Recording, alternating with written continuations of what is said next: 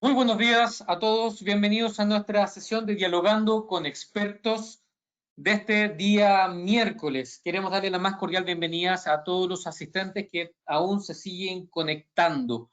Hoy día es un día bastante particular, vamos a seguir hablando sobre temas de protección de incendio. El tema en particular va a ser ubicación y espaciamiento para detectores sensores de humo según NFPA 72. Y nos estará acompañando nuestro amigo Francisco Sobarzo, que ya es de la casa y creo que muchos de ustedes ya lo conocen. Para los que no saben o no conocen cómo funciona la dinámica de estos webinars y si son los por primera vez se están conectando, todas las preguntas van a ser respondidas al final de la presentación. Por lo tanto, a su mano derecha ustedes tienen un dashboard o un panel donde hay una sección que dice preguntas. Haga las preguntas en esa sección y al final de la presentación serán respondidas por nuestro invitado. Aquí es muy especial que sean bien específicos en la pregunta. ¿Qué significa? Como la presentación va a durar 1 hora, lo más probable es que hayan pregunta al inicio. En esa pregunta al inicio pongan el contexto a la cual están haciendo esa pregunta para ir más al detalle. Para los que no conocen Johnson Controls, me presento, mi nombre es Pablo Fernández, gerente de marketing para el Cono Sur, y les quiero presentar un poco sobre Johnson Controls. Johnson Controls es una compañía global dedicada a entregar soluciones integradas para espacios más inteligentes, más seguros y más conectados. Somos una compañía que tiene 130 años de innovación, 8.700 patentes activas, somos sustentables, 3.9 mil millones de dólares en ahorro hemos realizado en los últimos años con las tecnologías integradas de Johnson Controls, 2.1 mil millones de dólares en ahorros operativos y hemos reducido en 26 millones de toneladas las emisiones de CO2. Tenemos una presencia global en 150 países, con más de 100.000 expertos repartidos en todo el mundo, 4 millones de clientes satisfechos y 9 de cada 10 edificios emblemáticos del mundo cuentan con tecnología de Johnson Controls. ¿Qué es lo que Johnson Controls hoy día?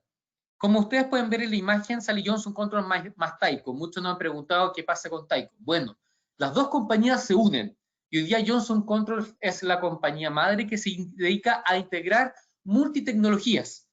Por lo tanto, lo mejor del mundo del clima se une con lo mejor del mundo en seguridad electrónica y que genera una compañía valorada en 30 billones de dólares.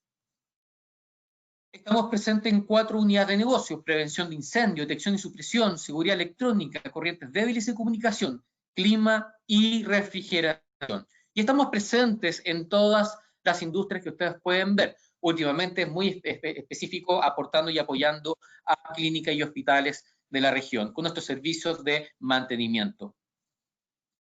¿Cómo hacemos esto? A través de nuestra ruta de la integración. Todas estas áreas, prevención de incendio, detección, supresión, seguridad electrónica, corrientes débiles y clima, refrigeración, hoy día pueden ser integrados y monitoreados a distancia a través de nuestros sistemas de control centralizados, ya sea Metasys como Secure 9000. Hoy día podemos integrar finalmente estas soluciones. ¿De qué hablamos? De edificios e industrias más integradas, más inteligentes y más seguras. Hablamos de Smart Buildings. Cualquier duda o consulta que ustedes puedan tener después de esta presentación nos pueden escribir a latamdigital@jci.com, latamdigital@jci.com, para finalmente aclarar dudas que puedan tener después de la presentación. Ahora yo los quiero dejar con nuestro amigo Francisco Sobarzo. Es chileno, ingeniero electrónico por la Escuela de Ingeniería de la Universidad Tecnológica Metropolitana. Cuenta con 10 años de experiencia profesional en el área de seguridad contra incendio y actualmente en Johnson Controls se desempeña como Regional Sales Manager para la región andina. Francisco, te voy a entregar el poder, así que muy bienvenido. Adelante.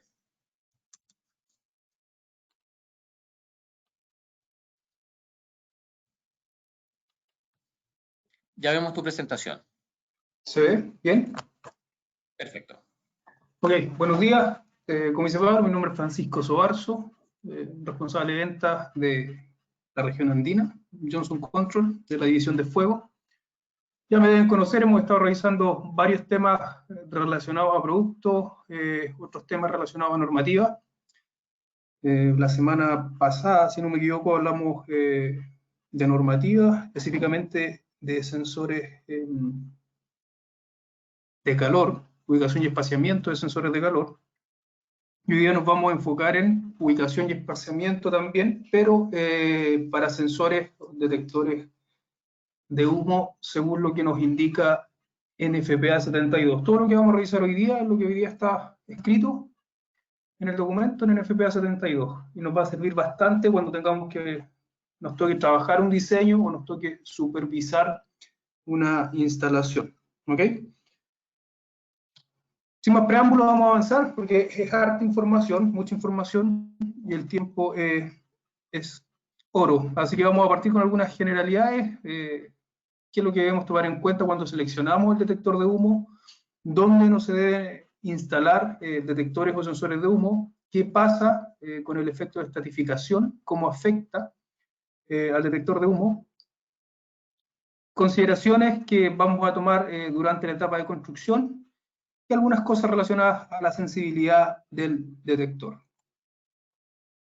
Partimos, dice, para la selección y ubicación del detector de humo debemos tomar en cuenta, debemos considerar las características de desempeño del dispositivo, áreas en las cuales los detectores van a ser instalados. El detector de humo es muy propenso, hablando de fotoeléctrico, muy propenso a las falsas alarmas, entonces siempre debemos tener muy claro dónde va a ser instalado, tratar de que el sensor de humo sea instalado en áreas relativamente limpias, libres de polución, libres de humedad, de efecto de condensación, que esas características en el ambiente pueden generar falsas alarmas, ¿ok? Y también debemos tomar en cuenta el famoso efecto de estratificación, que es el efecto donde el humo deja de subir cuando alcanza la misma temperatura que tenemos en el ambiente, y que lo vamos a revisar más adelante, ¿ok? Los detectores de humo no se deben instalar si tenemos las siguientes condiciones: temperatura por debajo de los 0 grados Celsius, temperaturas por encima de los 38 grados Celsius, humedad relativa por encima del 93%, y velocidad de aire superior a 1.5 metros por segundo. Esto es en lo general. La mayoría de los dispositivos se adaptan a estos requerimientos. Ahora, siempre van a encontrar en la ficha técnica de cada dispositivo las características técnicas, valga la redundancia, del sensor, y las características ambientales donde el dispositivo puede ser instalado, ¿ok? La temperatura que soporta, la humedad, la velocidad del viento, entre otras cosas. El efecto de estratificación, cuando estamos en presencia de un proceso de combustión y el humo y gases comienzan a ascender, debido a que se encuentran a una temperatura más alta que el aire que lo está rodeando, y a medida que este humo y gases se elevan y entran en contacto con el aire frío, estos humo y gases también tienden a enfriarse, y cuando eso pasa, cuando estos gases tienden a enfriarse, este humo y gases tienden a enfriarse, dejan de subir, y esto va a evitar que la respuesta del sensor de humo sea la que nosotros estamos buscando, ¿ok? No quiere decir que el sensor no va a trabajar, sino que el tiempo de respuesta va a ser el no deseado en el fondo, ¿ok? Entonces siempre debemos tomar en cuenta en qué punto aproximadamente se puede llegar a generar el efecto de estratificación, ¿okay? Hoy día tenemos algunos elementos que nos ayudan a simular un proceso de combustión, y con él también podemos verificar dónde se puede generar este efecto de estratificación en áreas con techos muy elevados, ¿ok? También tenemos software que nos ayudan a modelar el comportamiento de un proceso de combustión, y también nos puede mostrar, cuando le metemos toda la información necesaria, temperatura, dimensiones del área, altura del cielo, entre otras cosas, nos ayudan a visualizar dónde se puede generar este posible efecto de estratificación. Como lo dijimos, existen tecnologías que nos ayudan a simular el efecto de estratificación. en un recinto de cielos rasos o de cielos muy elevados. Es muy importante considerar este efecto al momento de evaluar un diseño. De lo contrario, los tiempos de respuesta pueden estar fuera de lo que nosotros esperamos o de lo que especificamos en nuestro diseño.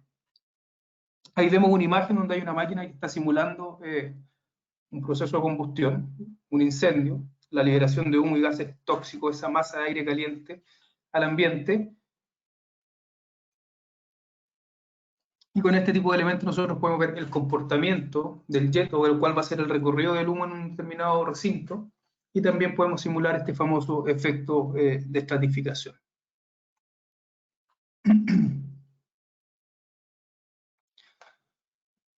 Durante la etapa de construcción, cuando el detector es instalado para su operación, durante esta etapa, deben ser limpiados y verificada su sensibilidad listada antes del comisionamiento, antes de la entrega del proyecto. Y ante cualquier anomalía, el dispositivo debe ser reemplazado. Cuando son instalados, pero no van a mantener en funcionamiento, o sea, no es necesario su funcionamiento durante el proceso de obra, estos detectores deben estar protegidos contra cualquier tipo de daño proveniente de la construcción, ¿ok? Básicamente polución, puede dañar la cámara del sensor.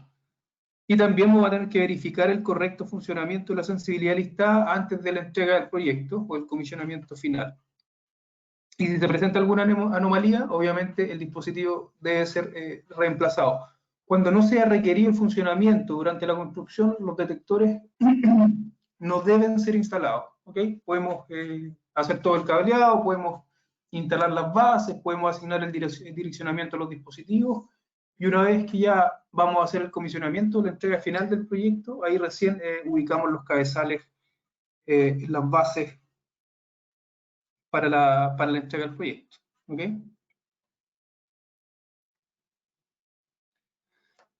En relación a la sensibilidad del detector de humo, los detectores de humo deben estar marcados con su sensibilidad y tolerancia nominal de producción, porcentaje de oscurecimiento por pie. Los detectores de humo con ajuste de sensibilidad en campo deben tener un rango de ajuste no inferior al 0.6% de oscurecimiento por pie. Si el medio de ajuste de sensibilidad se encuentra en el detector, se debe suministrar un método que permita restaurar la sensibilidad del detector a su ajuste de fábrica, ¿okay? Detectores que posean un ajuste de sensibilidad por medio de un programa deben poder estar marcados solamente con su rango de sensibilidad programable. Toda esta información y generalidades que nos entrega NFPA 72 relacionado a los sensores de humo. El detector de humo será más sensible mientras menor sea el porcentaje de oscurecimiento por pie necesario para la activación. En ese caso tenemos dos sensores, uno con 2% de oscurecimiento por pie, otro con 4% de oscurecimiento por pie. El más sensible, obviamente, es el que requiere un menor porcentaje de oscurecimiento por pie para su activación.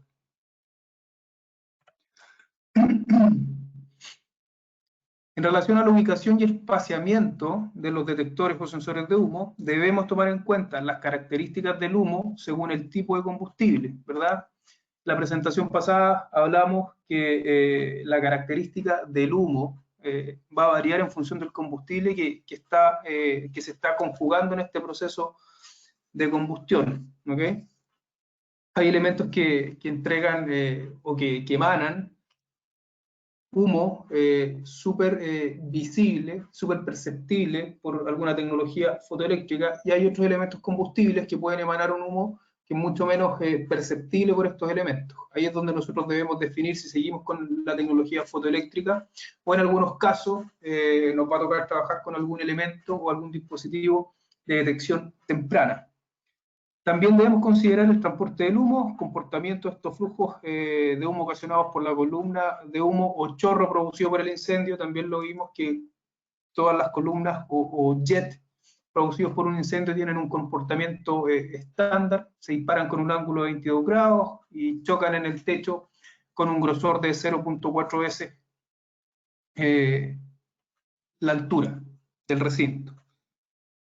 También hay que tomar en cuenta, y esto nos afecta bastante la altura, condiciones de dilución del humo, ¿ok? Podemos tener flujos de aire preexistentes en el recinto protegido, o también podemos tener techos muy elevados donde nosotros instalamos los dispositivos y eso hace que el humo, antes de llegar al sensor o al detector de humo, se diluya. Y potencial estratificación del humo. ¿Ok?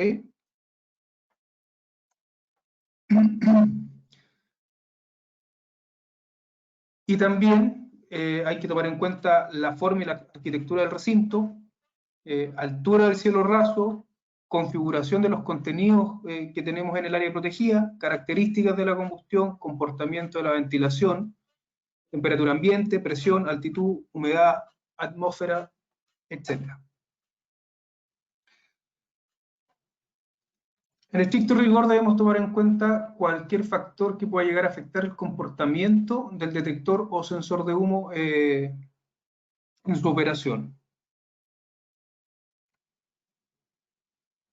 Como siempre, las preguntas las hacemos todas al final. Vamos a seguir avanzando.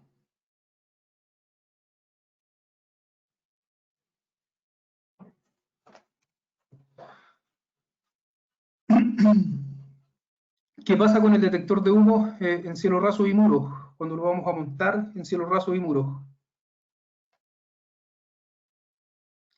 Los detectores de humo de tipo puntual deben ser ubicados sobre el cielo raso y en el caso de ser ubicados en el muro lateral, entre el cielo raso y hasta 30 centímetros en dirección descendente, medido desde el cielo raso hasta la parte superior, tal como lo muestra la figura. Los sensores de humo los podemos montar en cielo raso sin problema, también los podemos montar en el muro lateral. ¿Ok? Y la distancia máxima, si lo vamos a montar en el muro, debe ser 30 centímetros hacia abajo, medido desde el cielo raso. Hay una diferencia con el detector de calor, porque el detector de calor, lo vimos en la presentación pasada, tenía que montarse, si lo hacíamos en el cielo raso, a una distancia mínima de 10 centímetros desde el muro, y si lo montábamos en el muro, también debíamos montarlo dentro de los 10 centímetros medidos del cielo raso hacia abajo, y hasta los 30 centímetros. ¿Okay? Acá el detector de humo incluso lo podemos montar justo en la esquina sin problema.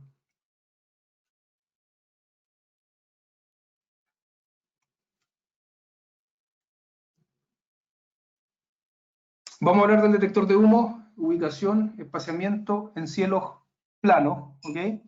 Vamos a revisar ahora el área de cobertura del detector, reducción de espaciamiento en espacios ventilados, instalación en pisos técnicos y cielos suspendidos, espaciamiento en áreas rectangulares y qué pasa, cómo lo vamos a ubicar en áreas irregulares. Primero, vamos a tomar en cuenta, dice, el área de cobertura del detector. Si no tenemos ningún criterio específico de diseño, en base al desempeño del dispositivo, recomendaciones del fabricante, el área de cobertura estándar que vamos a optar, que vamos a tomar para los detectores de humo ópticos puntuales, que es tipo spot, va a ser de 9.1 por 9.1 metros cuadrados, o 30 por 30 pies cuadrados. ¿Ok? Vamos a asumir que ese va a ser el espaciamiento permitido para el detector de humo. Recordemos que en FPA 72 solamente tiene espaciamiento listado y que lo ha hecho en base a pruebas reales para los detectores de calor, no así para el detector de humo. Siempre nos dice que si no tenemos ningún criterio específico de espaciamiento para el detector de humo, nosotros vamos a asumir que el espaciamiento entre dispositivos va a ser 9.1 metros o el área de cobertura va a ser 9.1 por 9.1 metros cuadrados. ¿Ok? A no ser que el fabricante del dispositivo diga algo distinto. Si el fabricante del dispositivo nos indica directrices distintas de ubicación y espaciamiento, debemos obviamente siempre seguir lo que recomienda el fabricante del equipo. Acá dice, bueno, en todos los casos deben seguir las especificaciones entregadas por el fabricante, las distancias desde el centro al detector, o sea, desde el centro del detector hasta el punto más lejano de cobertura sobre el recinto no debe ser un radio de 6.4 metros, cuando asumimos que el espaciamiento entre dispositivos es de 9.1 metros. En los cielos rasos planos, todos los puntos del cielo raso deben tener un detector dentro de una distancia igual a 0.7 veces el espaciamiento seleccionado. En el fondo es el radio, ¿ok? Y en aquellos cuartos pequeños que no exceden los 81 metros cuadrados, basta con la instalación de un detector de humo ubicado en el centro de la habitación. ¿Por qué? Porque el área de cobertura del detector va a ser, si lo miramos en área cuadrada, vamos a tener 81 metros cuadrados el área de cobertura permitida para un sensor o detector de humo. Entonces, en cuartos pequeños, donde el área de este cuarto no exceda los 81 metros cuadrados, nosotros podemos ubicar solamente un detector sin problema. Y vamos a prestar cobertura al área completa.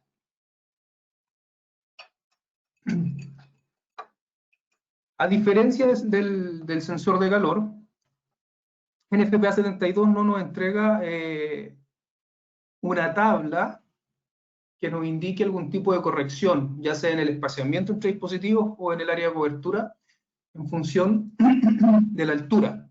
¿Ok?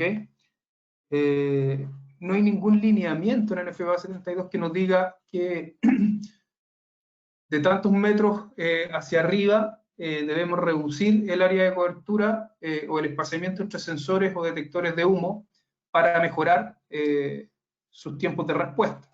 ¿Okay? Eso solamente aplica para los detectores de calor. NFPA 72 para el detector de calor nos entrega una tabla, y en esa tabla nosotros podemos obtener los factores de corrección para el espaciamiento entre dispositivos en función de la altura. ¿Okay? Y esa tabla nos permite trabajar con, o nos entrega información con cielos hasta 9 metros de altura. Para el detector de humo eso no ocurre. ¿Okay? NFPA 72 lo que nos habla o lo que nos indica es que el área de cobertura del sensor o detector de humo varía, se va a reducir en función de los cambios de aire que yo voy a tener en el ambiente. ¿Okay?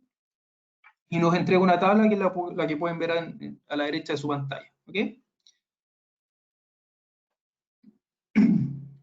Nosotros vamos a tomar los cambios de aire por hora en el ambiente, y en función de la cantidad de cambios de aire por hora en el ambiente, vamos a tener una reducción en el área de cobertura del detector o sensor de humo. Vamos a ver un ejemplo detallado más adelante. ¿Okay?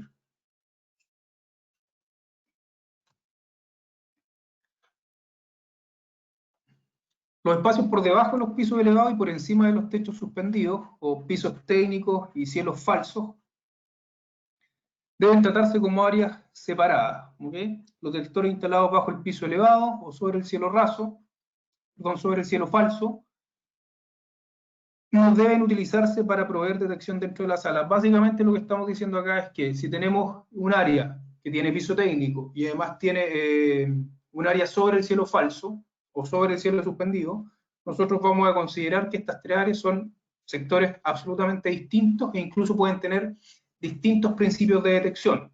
El área principal puede tener detección de humo, quizás el piso técnico lo que requiere es detección de calor. Sobre el cielo falso vamos a trabajar quizás con un sistema de aspiración. Pueden ser criterios distintos de detección, porque van a ser tres áreas absolutamente independientes. Los detectores instalados bajo el piso técnico deben estar montados solo en la posición para la cual han sido certificados. ¿Okay? Esto es con el fin de evitar posible contaminación debido al polvo. Ahí vemos también información que nos entrega NFPA, cómo no deben ser instalados los dispositivos y cómo sí deben ser instalados los dispositivos sensores o detectores de humo. ¿Sí?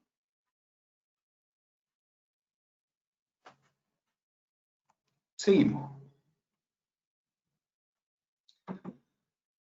Entonces, según los lineamientos antes mencionados, nosotros vamos a decir, bueno, en la figura tenemos un área rectangular de 18 metros de largo por 9 metros de ancho. Si nosotros no tenemos ningún criterio claro entregado por el fabricante o no tenemos ningún lineamiento acerca del comportamiento en base al desempeño del dispositivo, nosotros vamos a asumir que el espacio máximo permitido entre dispositivos va a ser de 9.1 metros.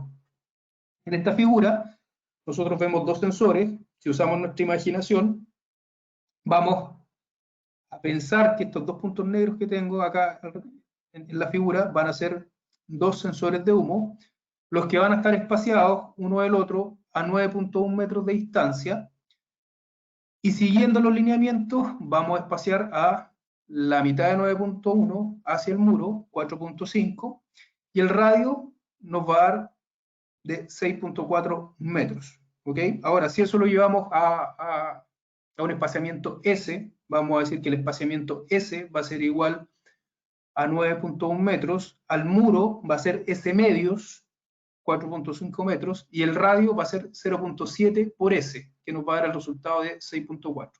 Acá trabajamos con dos sensores de humo en esta área rectangular que necesitamos proteger, y nos damos cuenta que todos los puntos del área rectangular por lo menos están dentro de una circunferencia de cobertura de un sensor o detector de humo. ¿Okay?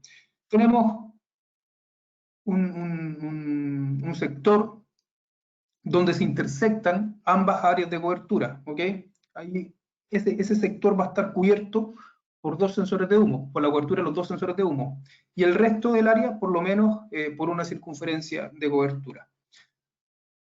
Acá vemos la misma imagen, pero con espaciamiento S. Si hablamos de un espaciamiento S, que puede ser el espaciamiento listado por el dispositivo, el espaciamiento indicado por el fabricante, o puede ser el espaciamiento que nosotros vamos a adoptar si no tenemos ningún criterio definido. La distancia entre dispositivos va a ser una distancia S, al muro S medios, y el radio va a ser 0.7 por S. Y la dinámica es la misma, cada punto del área que necesitamos proteger, tiene que estar por lo menos dentro de una circunferencia de cobertura.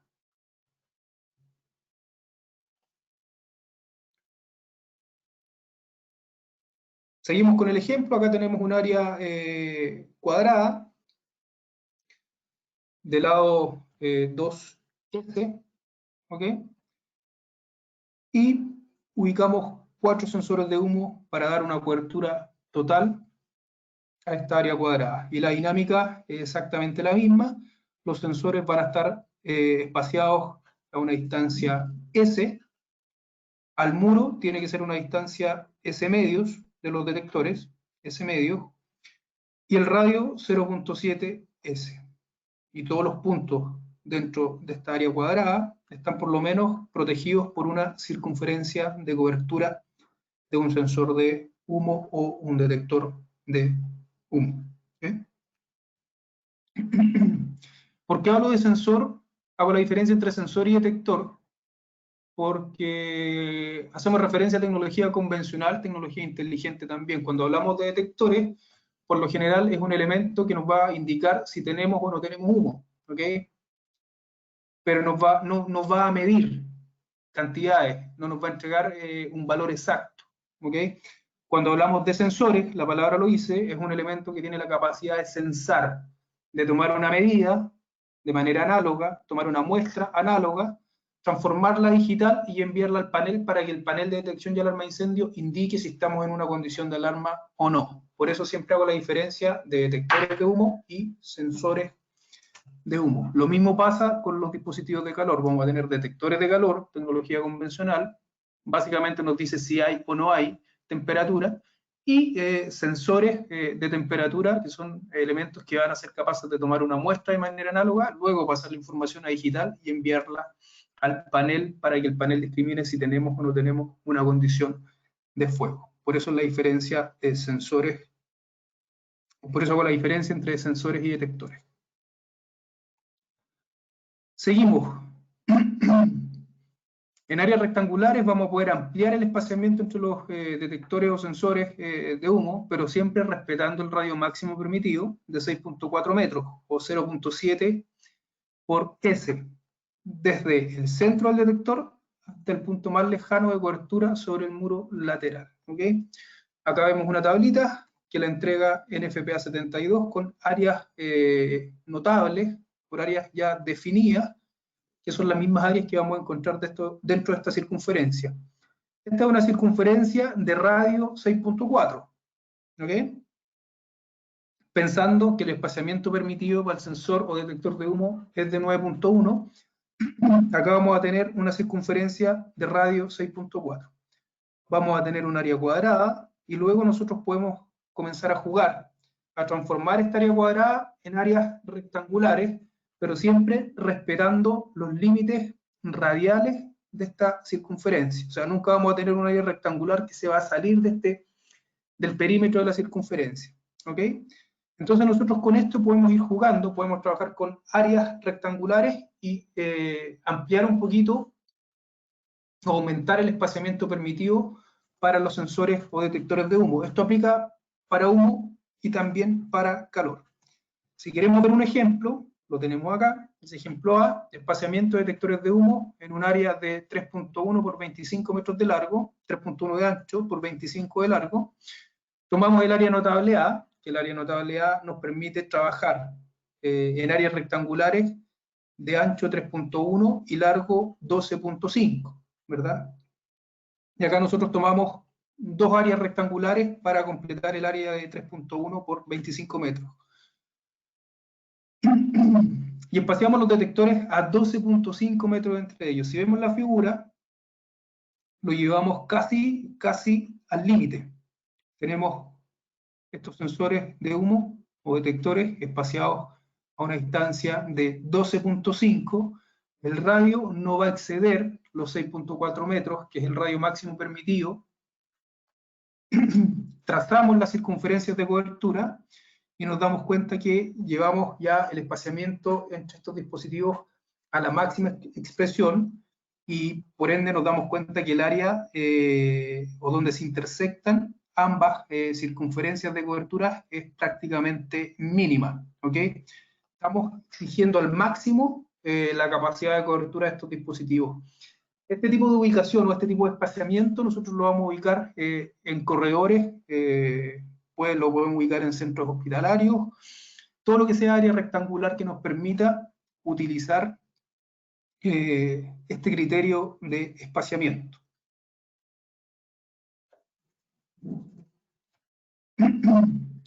Acá tenemos otro ejemplo, un área rectangular, pero esta vez los espaciamos al espaciamiento estándar o al que adoptamos, que va a ser 9 metros por 9.1, como lo quieran ver. El área es de 27 metros de largo por 9 metros de ancho, y lo vamos a cubrir con 3 detectores. Trazamos nuestras circunferencias de cobertura sin exceder el radio máximo permitido, 6.4 metros, y nos damos cuenta que todos los puntos dentro de esta área rectangular están por lo menos dentro de la cobertura de un dispositivo. ¿Okay? Esa es la dinámica para poder trabajar nuestros planos. ¿Okay?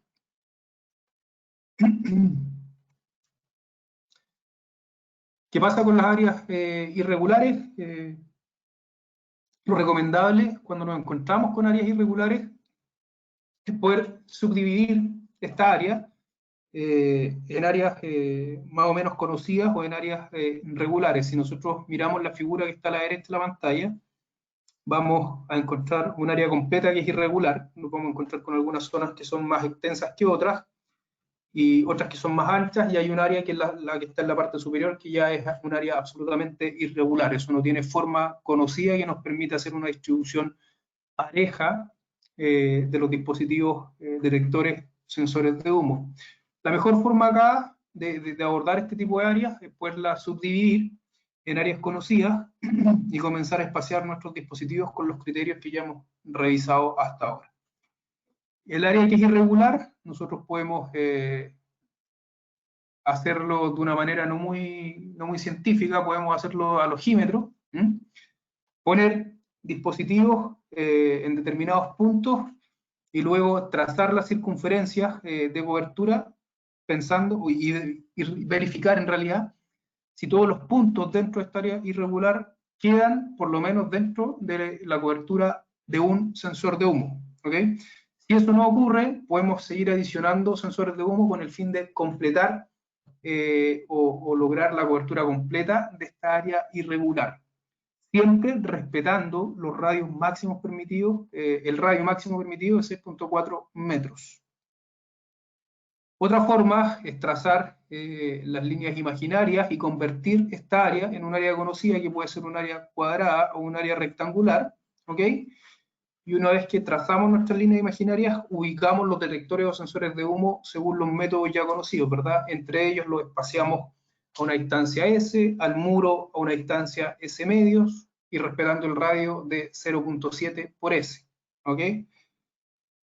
Y una vez que tenemos todos los dispositivos ya distribuidos en esta área rectangular o cuadrada imaginaria, nosotros quitamos las líneas imaginarias y quitamos también los sensores que no van a ser necesarios o que no van a estar dentro de esta área irregular, y vamos a tener el área protegida por completo. Eso ya depende de cada ingeniero qué método utilice. Lo importante siempre es que, sea cual sea el método que utilice para la distribución de los dispositivos, se cumpla que cualquier punto dentro del área que nosotros debemos proteger por lo menos está dentro de una circunferencia de cobertura de un detector o sensor de humo. ¿Mm?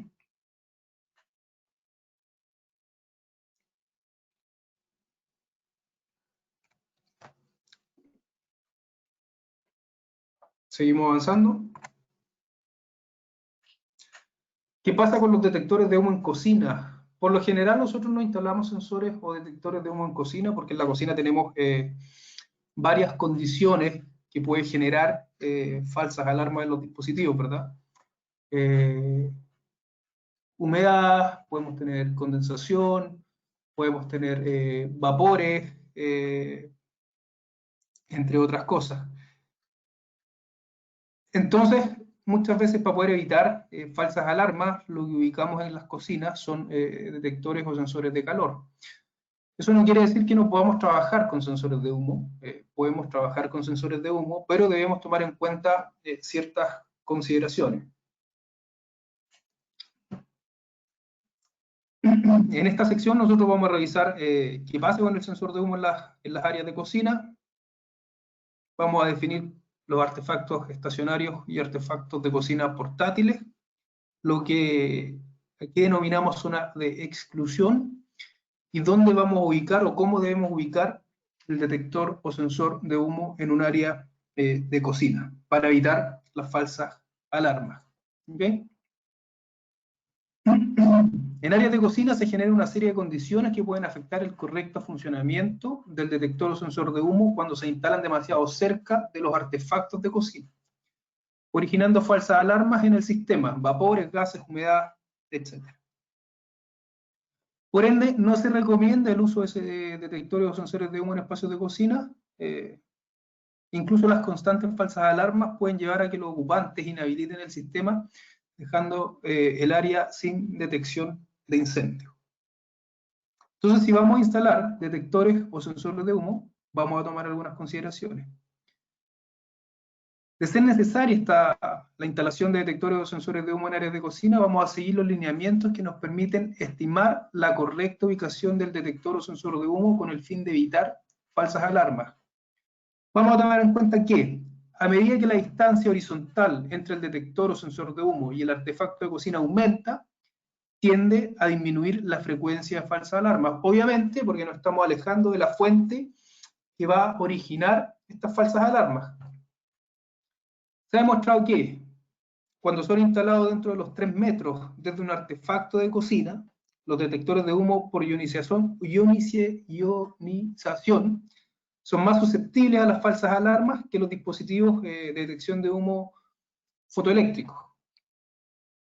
Los detectores de humo de tecnología fotoeléctrica comienzan a generar falsas alarmas cuando se instalan dentro de los 3 metros desde un artefacto de cocina, ¿okay? Aunque en menor grado. Entonces acá lo que nos está explicando, para que entendamos un poquito el panorama, es que a medida que nosotros nos alejamos del artefacto de cocina, que puede generar falsas alarmas, obviamente estas falsas alarmas comienzan a disminuir. O sea, ya sabemos que mientras más lejos estemos del artefacto de cocina, menor va a ser la cantidad de falsas alarmas que el detector o sensor de humo puede arrojar.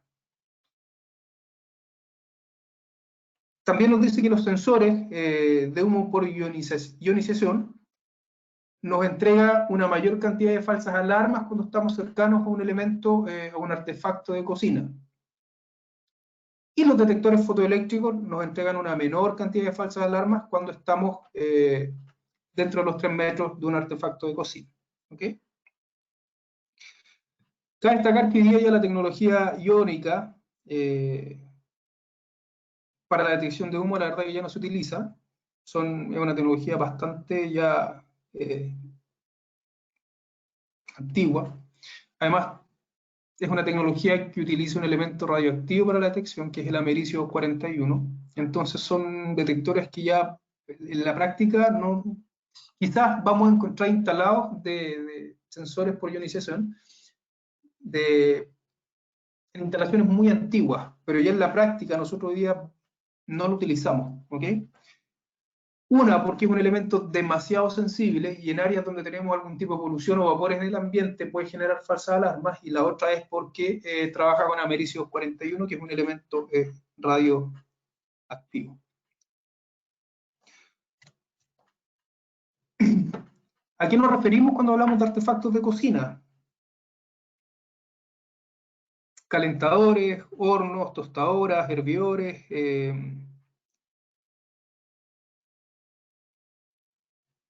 y vamos a tener artefactos que son estacionarios y artefactos que son portátiles, ¿verdad? Artefactos estacionarios, el ejemplo es calentadores y hornos, y artefactos portátiles tenemos tostadoras, hervidores, ¿verdad? Que los podemos ir moviendo o cambiando de sector dentro del área de cocina.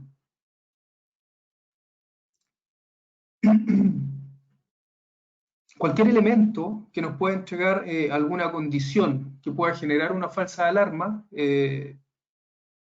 lo vamos a denominar como un artefacto de cocina, y en función si este artefacto está fijo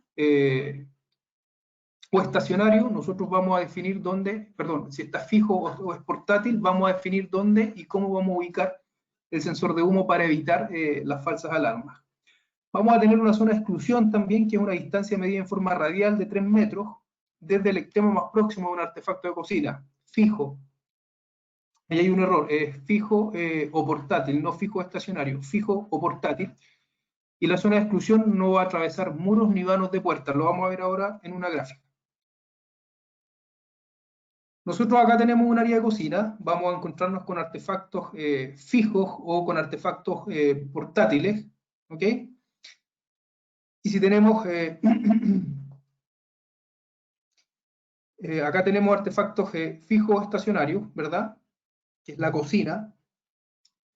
Nosotros vamos a instalar el dispositivo a una distancia radial de 3 metros para evitar la cantidad de falsas, en realidad para evitar las falsas alarmas que pueda generar el dispositivo debido al comportamiento de este artefacto fijo o estacionario. ¿Ok? Ya a esta zona nosotros la vamos a llamar zona de exclusión. O sea, nos posicionamos en el artefacto fijo estacionario, sacamos un radio de 3 metros y trazamos nuestra circunferencia. Toda esa zona va a ser una zona de exclusión. ¿Qué quiere decir la zona de exclusión? Que en esa zona nosotros no podemos ubicar el detector o sensor de humo.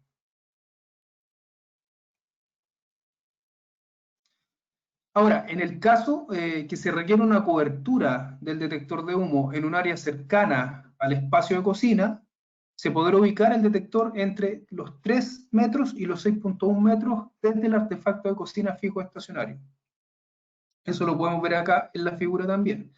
Tenemos el artefacto fijo o estacionario, en este caso la cocina o la estufa, como le pueden llamar en otros países, va a ser un artefacto fijo o estacionario que nos puede generar falsas alarmas. Vamos a trazar el radio con el que vamos a indicar la zona de exclusión. Trazamos un radio de 3 metros y luego trazamos la circunferencia, y ahí ya tenemos definida cuál va a ser la zona de exclusión para ese dispositivo. Pero si además nosotros necesitamos entregar cobertura en algún otro sector cercano al área de cocina, nosotros podemos considerar desde la zona de exclusión 3.1 metros más adicionales para poder ubicar el dispositivo, tal como lo muestra la imagen. ¿Okay? Tenemos el radio de 3 metros y nosotros acá en esta imagen están considerando casi 2 metros más adicionales para ubicar el dispositivo, con el fin de entregar cobertura en el área común, en este caso que va a ser un pasillo, por el detector de humo. ¿Okay? Podemos llegar incluso hasta los 6 metros medidos desde el artefacto de cocina fijo o estacionario. Ese es el lineamiento que nosotros deberíamos seguir si vamos a trabajar con sensores o detectores de humo o los vamos a ubicar cercanos al área de cocina. Siempre debemos trazar una circunferencia de radio 3 metros, que va a definir cuál va a ser la zona de exclusión, donde nosotros no debemos instalar el detector o sensor de humo.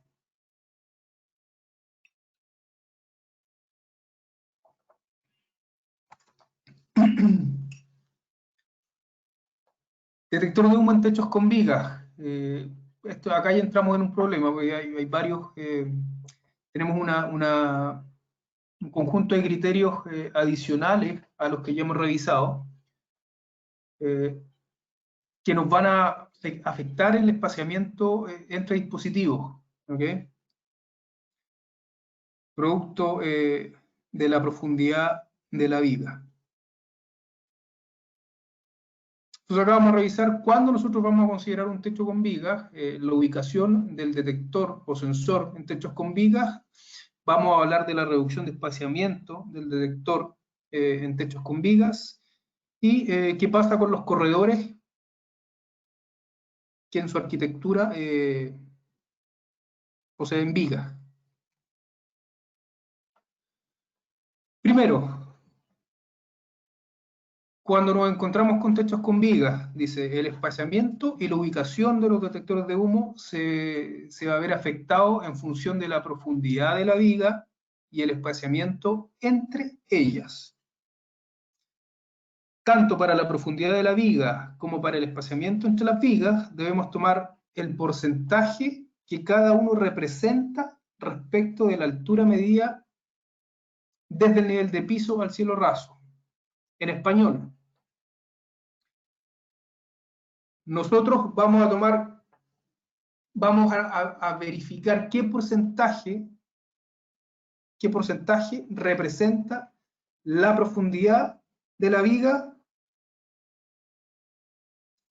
con respecto a la altura medida del piso técnico al cielo raso, y también vamos a verificar qué porcentaje representa el distanciamiento entre vigas, siempre medido de centro a centro, con respecto a la altura medida desde el piso técnico hasta el cielo raso.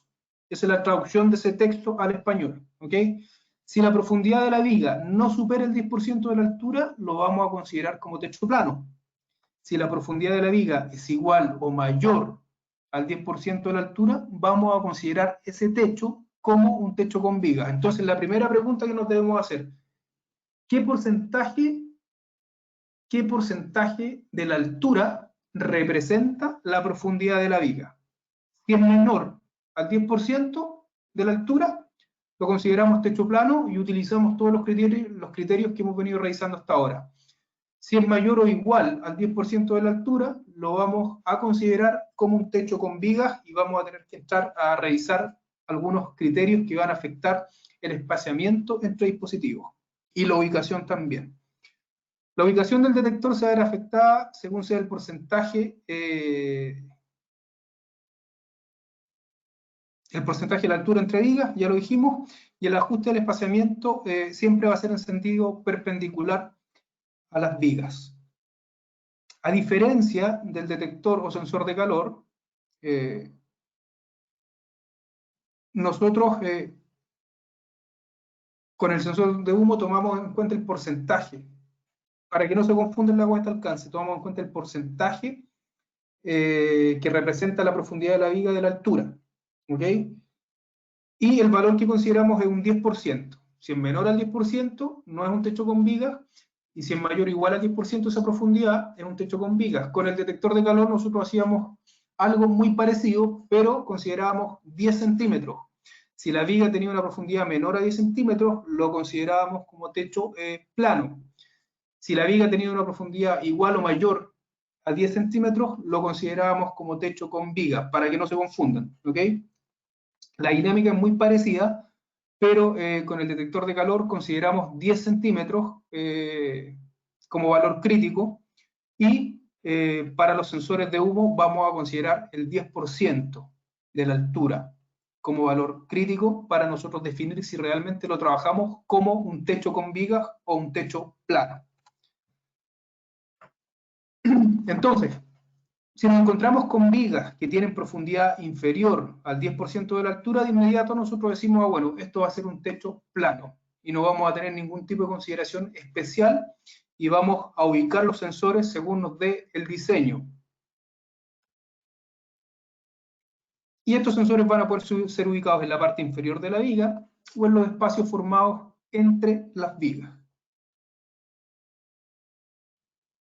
Acá vemos la columna de humo, gases, masa de aire caliente que se proyecta al techo y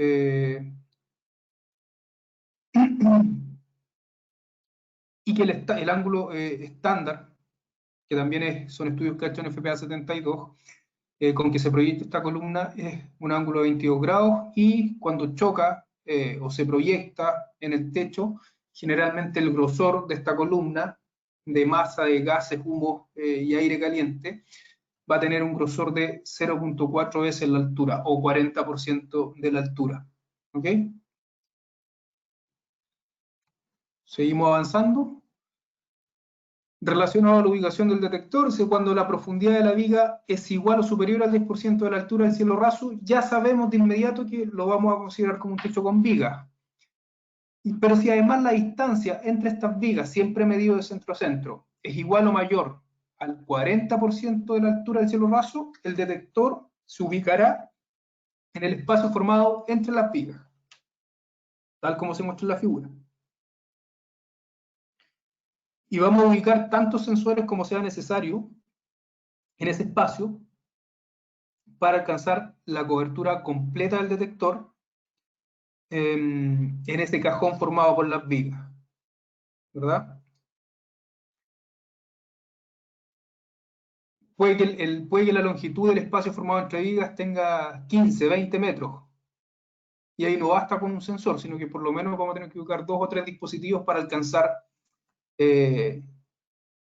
la cobertura total del cajón formado por las vigas. ¿Okay?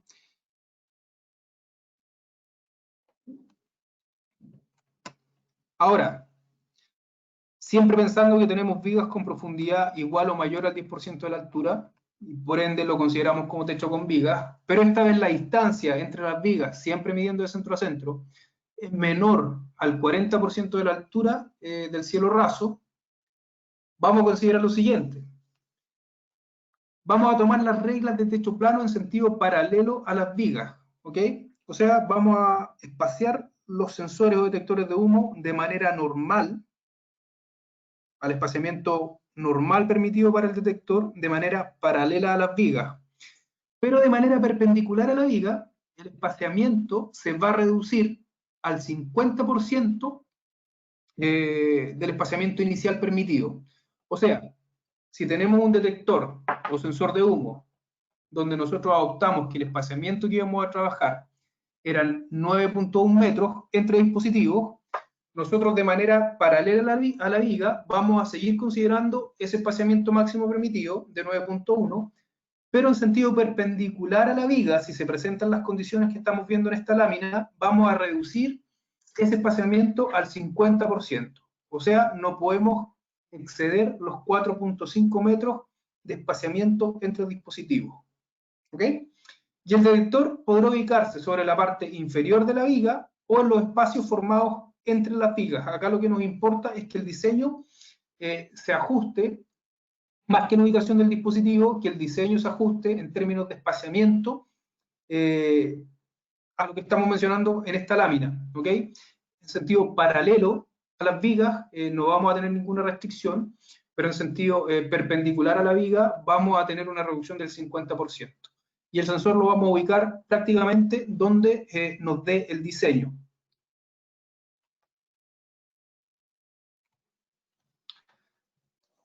¿Qué pasa con los techos donde se presentan intersecciones de vigas? Tenemos otros criterios, los vamos a revisar ahora. Si la profundidad de la viga es menor al 10% de la altura, menor al 10% de la altura, medido del nivel de piso al cielo raso, se considerará como un techo plano y el detector se va a poder ubicar sobre la viga o sobre el techo.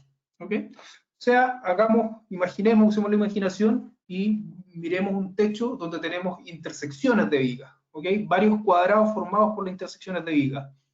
Si la profundidad de estas vigas es menor al 10% de la altura, nosotros lo vamos a considerar como un techo plano y vamos a ubicar el sensor en los cajones formados por las vigas o sobre las vigas, sin problema. Ahora, si tenemos un techo con intersecciones de vigas, que va a formar cuadrados, cajones, estas intersecciones, si la profundidad de esta viga es mayor o igual al 10% de la altura, siempre midiendo desde el nivel del piso al cielo raso, vamos a considerar lo siguiente. Si la distancia medido de centro a centro es igual o superior al 40% de la altura, vamos a ubicar el detector sobre el techo en los espacios formados entre las vigas. O sea, el detector tiene que estar ubicado sobre el techo en los cajones formados por estas vigas. Ahora, vamos a ubicar tantos sensores o detectores de humo como sea necesario para proveer cobertura total en ese cajón formado entre las vigas. ¿Ok? Ahora, si la distancia entre las vigas, siempre midiendo de centro a centro, es menor al 10% de la altura, vamos a considerar lo siguiente. Reglas de techo plano en sentido paralelo a las vigas y reducción de un 50% en el espaciamiento en sentido perpendicular a la viga. Y el detector va a poder ser instalado sobre la parte inferior de la viga o en los espacios formados entre las vigas. Acá hay un error. Acá hay un error. Porque acá nosotros estamos hablando de la distancia entre vigas. ¿Ok? Distancias entre vigas. Ese valor, que dice 10%, tiene que ser 40%. Porque acá nosotros hicimos la diferencia. Dice, si la distancia entre las vigas medidas de centro a centro es igual o superior al 40% de la altura, los detectores los vamos a ubicar en el techo, en los espacios formados entre vigas. Ahora, si la distancia es menor, esto es 40%, lo vamos a corregir de inmediato.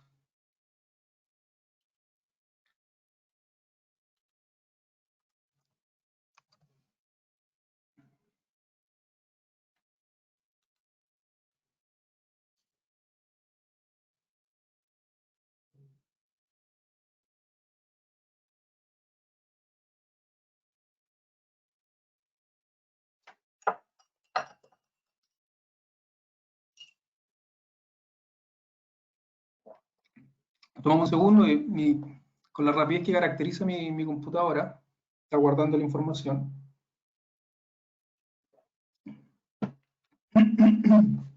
Ahora nosotros, esto no lo tenemos por qué aprender de memoria. De acá lo importante es que entendamos que cuando nos encontramos con techos con vigas y el principio de detección que vamos a trabajar es detección de humo, nosotros debemos considerar como valor crítico el 10% de la altura. Y vamos a hacer esa comparativa. Si la profundidad de la viga es menor al 10% de la altura, no vamos a tener cambio, lo consideramos techo plano, y si es superior, igual o superior al 10% de la altura, vamos a considerar como techo con viga. Acá tenemos la corrección lista, 40% de la altura. ¿Ok? Entonces, repasamos, para tenerlo súper claro. Si la distancia entre las vigas medido de centro a centro es igual o superior al 40% de la altura, en estos espacios formados entre vigas vamos a montar los detectores, ¿ok? No sobre la viga, sino que en estos cajones. Y vamos a proveer tantos detectores como sea necesario para alcanzar una cobertura completa en estos cajones. Si la distancia entre las vigas medido de centro a centro es menor al 40% de la altura, vamos a considerar las siguientes reglas, que es reglas de techo plano en sentido paralelo a la viga, o sea, no vamos a tener ningún cambio, vamos a pensar que es un techo plano y no vamos a tener reducción de espaciamiento en sentido paralelo, reducción de un 50% de espaciamiento en sentido perpendicular a la viga, ¿ok? Acá nosotros, ¿qué vigas vamos a considerar? ¿Qué sentido tenemos intersecciones de vigas? ¿Qué sentido vamos a considerar paralelo? En el caso que se presente un área rectangular. El área o la longitud mayor de la viga, ese recorrido lo vamos a considerar como sentido paralelo a las vigas. ¿ok?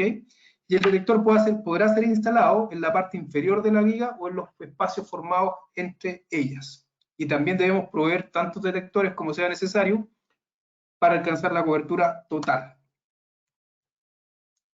¿Qué pasa en los corredores? Dice, para corredores con un ancho menor o igual a 4.6 metros y con vigas que estén en sentido perpendicular al corredor, nosotros vamos a considerar lo siguiente: el espaciamiento entre los detectores se hará como si fuera un techo plano, no vamos a tener ningún tipo de reducción de espaciamiento, y los detectores van a poder ser ubicados sobre el techo, en la parte inferior de la viga o sobre las paredes laterales.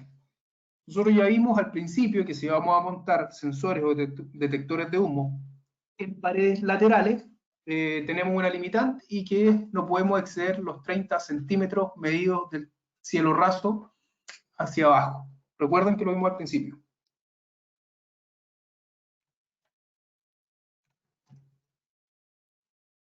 Continuamos. Acá entramos en un tema más complejo, y es qué pasa con los espacios ventilados. ¿Qué pasa con el distanciamiento del detector a una rejilla?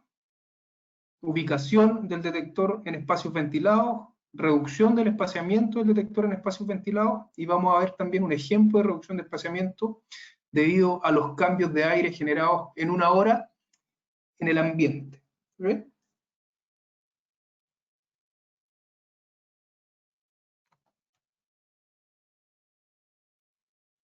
General, dice, los detectores de humo no deberán ser montados a menos de 90 centímetros de una rejilla de inyección o extracción del sistema de ventilación. ¿Ok? Esa es una imagen de un hotel que me quedo en Ecuador, cuando me toca viajar a Ecuador. Y fue un poco gracioso, porque tenía que dar esta misma presentación en Ecuador, y yo no tenía ninguna imagen para poner en la presentación, solamente el texto. Estaba terminando la presentación. Y estoy trabajando en el escritorio de la habitación, y se me ocurre mirar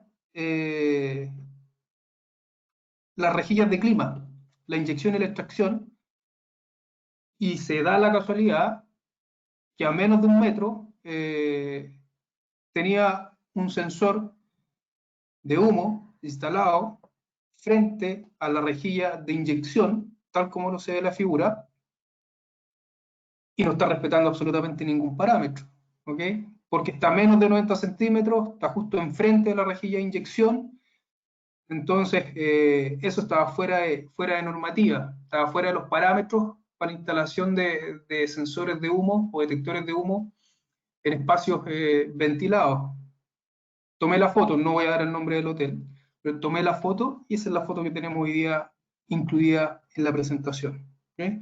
Entonces si vamos a instalar sensores de humo, mínimo a 90 centímetros desde una rejilla de inyección o extracción, ¿verdad? Si es una rejilla de inyección, esta rejilla puede cambiar la trayectoria del humo y retardar el tiempo de respuesta a un sensor o detector de humo.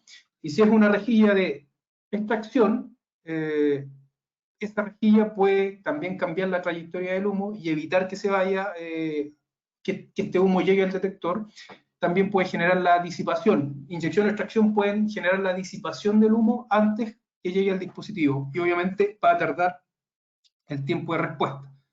Los detectores de humo no deben ubicarse directamente en la corriente de aire de suministro de los sistemas de ventilación. O sea, lo que está en la imagen está malo, muy malo. En espacios donde existan sistemas de aire acondicionado y se presenten grandes renovaciones de aire en el ambiente, se deberá corregir el espaciamiento listado S, o el espaciamiento que nosotros adoptamos, si no tenemos ningún criterio definido, de acuerdo con la tabla que vamos a ver más adelante. Para pisos elevados, cielos falsos, que no sean utilizados como pleno de sistemas de HVAC, se deberá aplicar reglas, en realidad acá decía se deberá aplicar reglas basadas en NFPA 90, que lo vamos a revisar también más adelante. Vamos, dice, el detector de humo deberá instalarse a una distancia mínima de 90 centímetros de una rejilla, ya sea de inyección o de extracción, tal como lo muestra la figura. ¿Ok?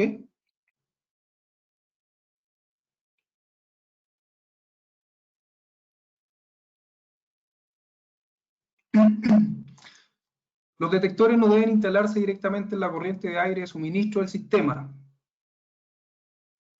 Para un elevado flujo de ventilación se recomienda una distancia de 2.74 metros desde una rejilla de suministro, ¿okay? Tal como se muestra en la figura. O sea, si las corrientes de aire o la velocidad no es tan elevada, podemos instalarlo a 90 centímetros, y si ya las corrientes o el flujo es muy elevado, vamos a instalarlo a una velocidad, o sea, a una distancia de 2.74 metros.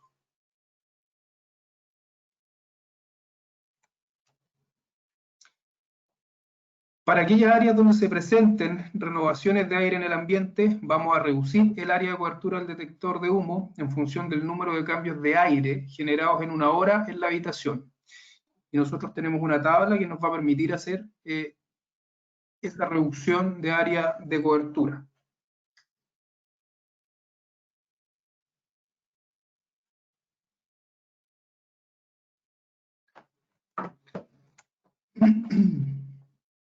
La siguiente tabla muestra el área de cobertura del detector de humo en función de las renovaciones de aire en una hora en una habitación determinada. Nosotros podemos mirar esta tablita, vamos a partir de 60 cambios de aire por hora, 30, 20, 15, 12, hasta llegar a 6 cambios de aire por hora, ¿verdad? Mientras menor sea la cantidad de cambios de aire por hora que nosotros tengamos en un ambiente determinado, menor va a ser la reducción que va a sufrir el área de cobertura del detector o sensor de humo. ¿Ok? Entre 6 cambios de hora, o sea, 6 cambios de aire por hora y 8.6 cambios de aire por hora en un ambiente, la cobertura del detector o sensor de humo prácticamente no se ve afectada. De 10 cambios de aire por hora en un ambiente hacia arriba, ya tenemos reducciones importantes o notorias en el área de cobertura de un sensor de humo.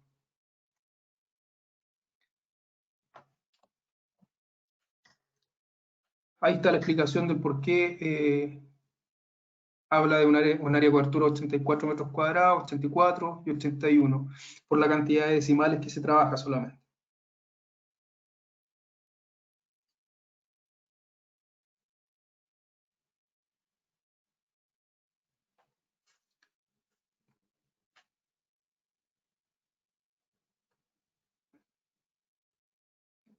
En el caso que el valor que nosotros calculamos no sea visible en la tabla, podemos utilizar el siguiente gráfico, que nos va a permitir ubicar el valor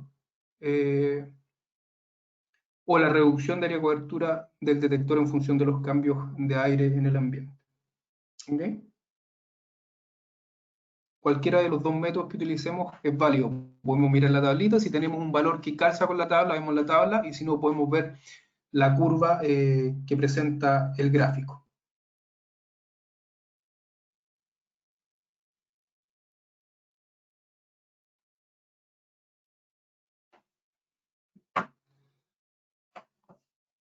¿Cuáles son las ecuaciones que nos van a permitir calcular la cantidad de cambios de aire en el ambiente en una hora?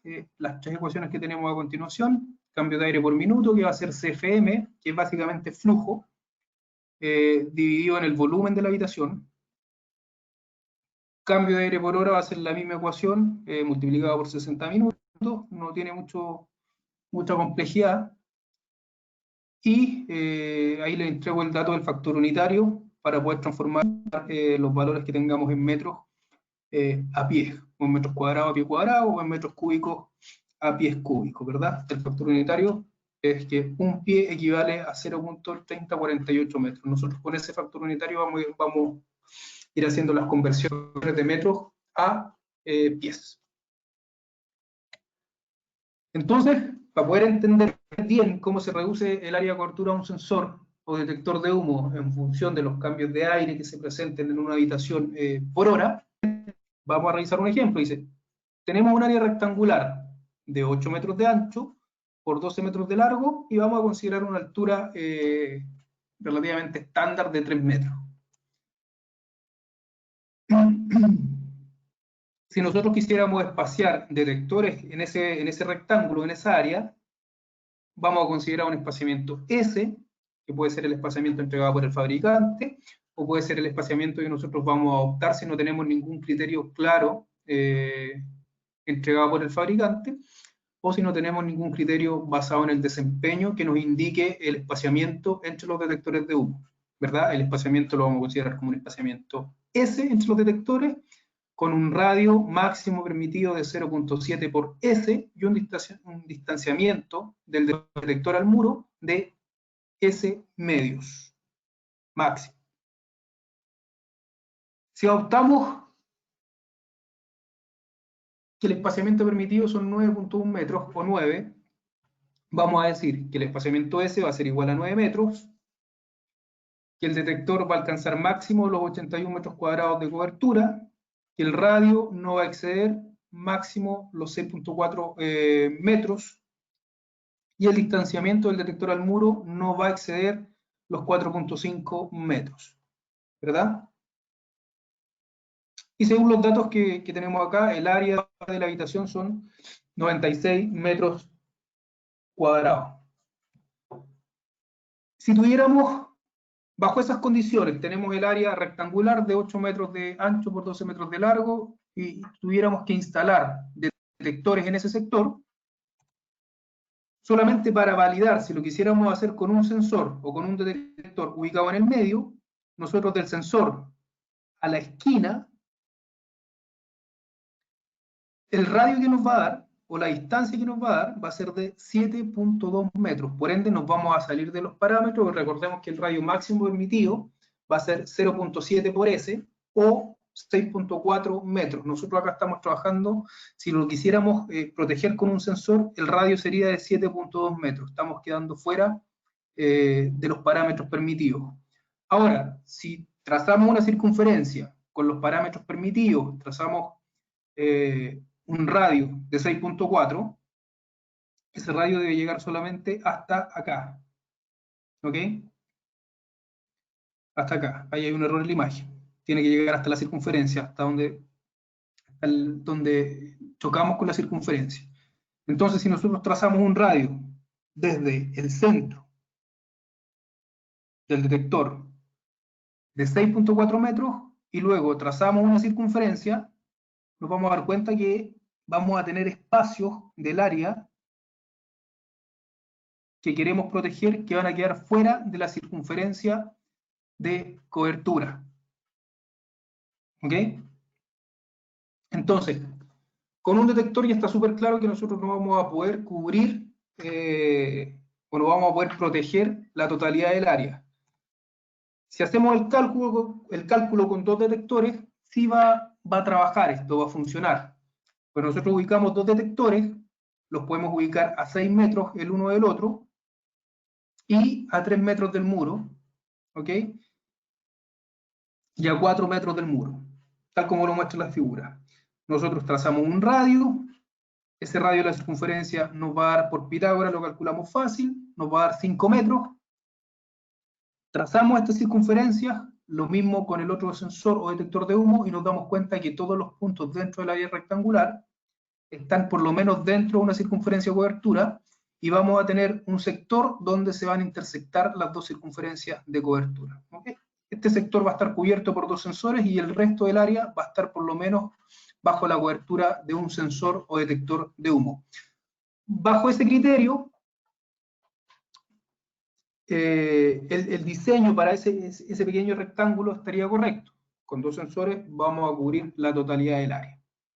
Ahora, cuando nos llegan los planos de clima, nos damos cuenta que en la habitación vamos a tener 4 rejillas de inyección de aire, lo que nos puede afectar el diseño.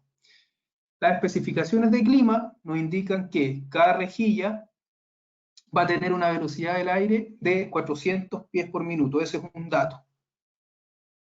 ¿Ok? Y las rejillas van a estar distribuidas como se muestra acá en la figura.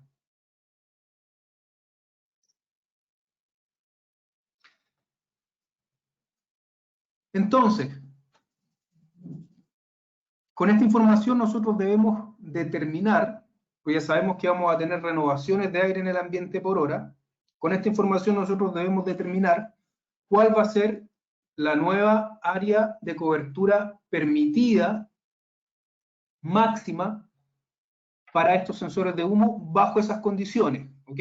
Si no tuviéramos ninguna rejilla de inyección, si no tuviéramos cambios de aire en el ambiente, el cálculo hecho anteriormente estaría correcto.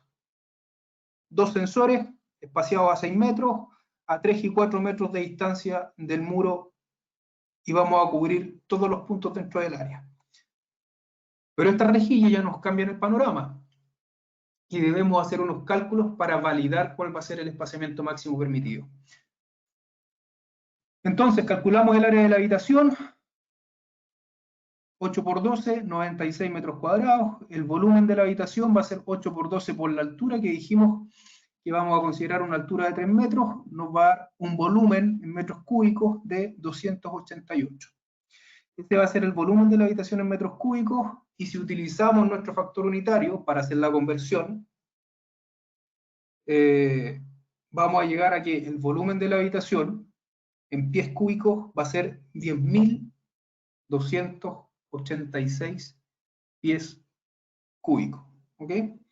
Esa conversión la hicimos, pasamos de acá, de 288 a 10.286, utilizando el factor unitario. ¿Ok?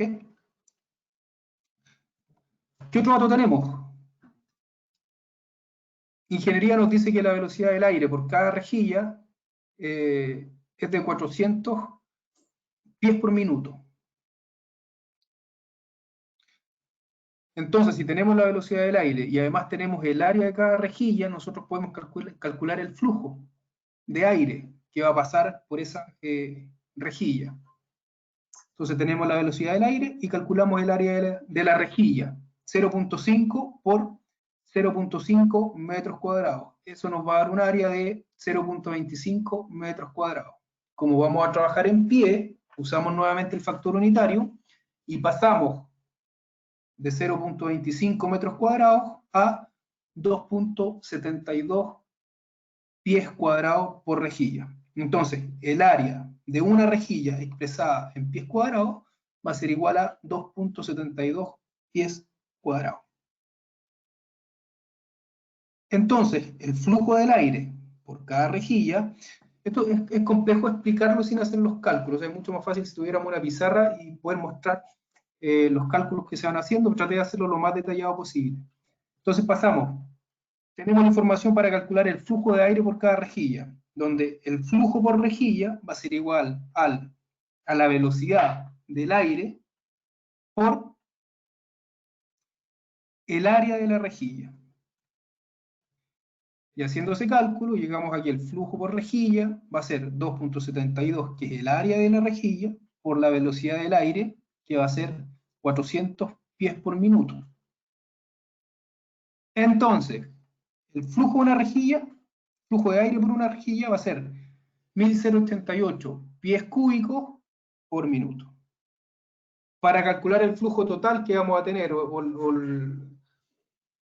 en esta habitación, nosotros vamos a multiplicar ese valor por 4, porque tenemos 4 rejillas en la habitación. Entonces, multiplicamos 1.088 pies cúbicos por minuto por 4, y nos da un flujo total de 4.352 pies cúbicos por minuto. Y ese flujo total que nosotros calculamos que ingresa a esa habitación va a ser los famosos CFM. ¿Ok? Entonces nuestro valor de CFM va a ser 4.352 pies cúbicos por minuto. Y acá nosotros ya tenemos toda la información. Vamos a contar con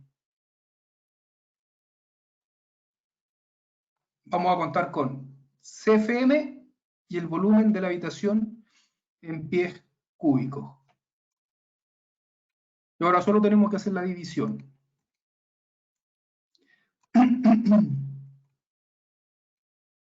Vamos. Tenemos que el flujo total es igual a los CFM y esto es igual a 4.352 pies cúbicos por minuto.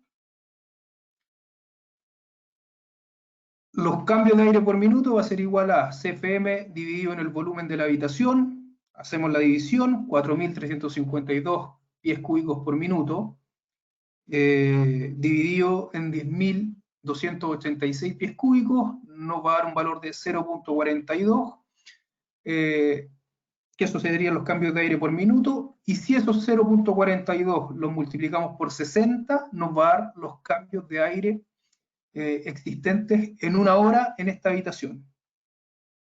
Y ese valor nos da 25.39.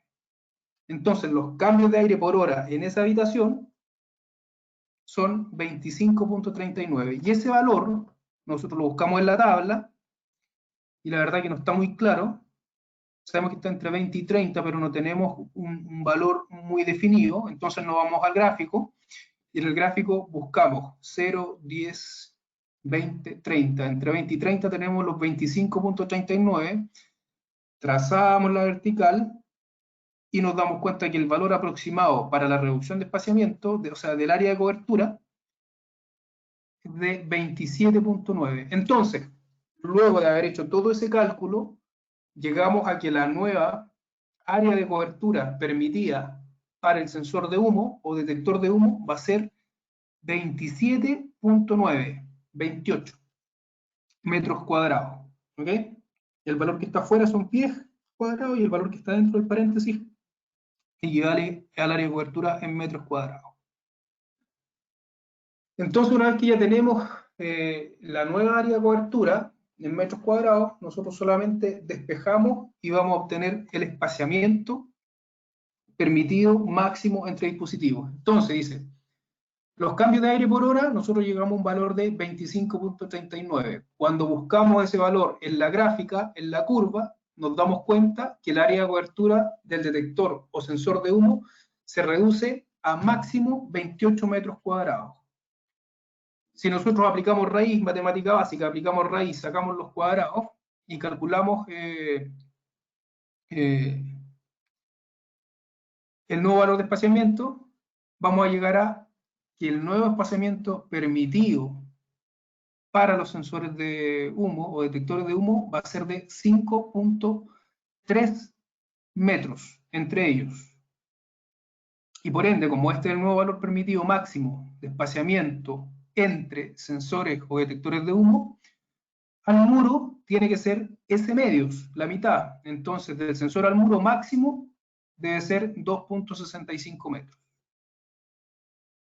Y es ahí entonces donde nosotros vamos a tener que corregir nuestro diseño. Si recuerdan, en el diseño inicial, con dos dispositivos, estábamos trabajando con un espaciamiento entre ellos de 6 metros. 3 metros a un extremo del muro, a una pared lateral, y 4 metros a otra pared lateral. Luego de hacer todos los cálculos y haber obtenido el valor de la nueva área de cobertura máxima permitida para el sensor o detector de humo, nosotros llegamos a que el espaciamiento máximo van a ser 5.3 metros, entonces vamos a tener que reducir el espaciamiento de los detectores, vamos a tener que acomodar estos detectores y lo más probable es que tengamos que incluir un nuevo detector en esa habitación para lograr la cobertura total. ¿Ok? Y además de eso, además de la nueva disposición para los detectores de humo o sensores de humo, debemos considerar el distanciamiento mínimo del detector a una rejilla de inyección o extracción, que debe ser 90 centímetros. Entonces vamos a tener que elaborar nuestro diseño, quizás ubicar un sensor más, pero además verificar que estos sensores o detectores estén en un distanciamiento mínimo de 90 centímetros de una rejilla de inyección o extracción. ¿Ok? ¿Qué pasa con el cielo falso tipo grilla? Y no se requiere instalar detectores de humo por debajo de este tipo de cielo cuando se presenten las siguientes condiciones. Si los espacios de la rejilla tienen 6.4 milímetros o más en su dimensión más pequeña, no vamos a instalar. Dice, si el grosor del material no excede su dimensión más pequeña, o cuando el total de los espacios constituya al menos el 70% del total del techo. Esa información que vamos a encontrar en NFPA tampoco es necesario aprenderlo de memoria. Sí es importante saber que si tenemos un cielo falso de tipo rejilla o grilla, debemos considerar lo siguiente para saber si vamos a utilizar dispositivos o no.